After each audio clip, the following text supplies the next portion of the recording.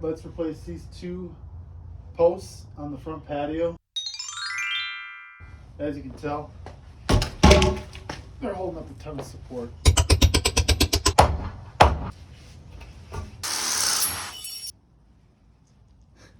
Whoops. Quick tip, we don't have a ton of damage here on the bottom, but if you do ever replace these posts and you're setting them on concrete, make sure you use a post bracket.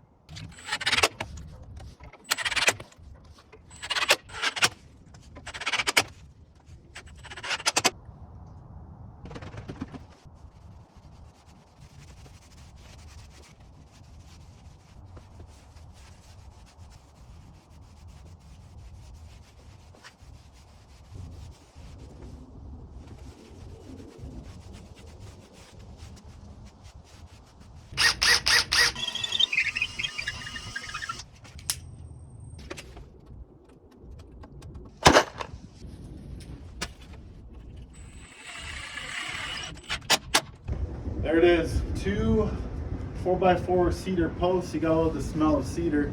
And you might have noticed that the patio changed a bit here. That's called Flexcrete. I forgot to tell you to like and subscribe. I'm supposed to say that, right? Appreciate it.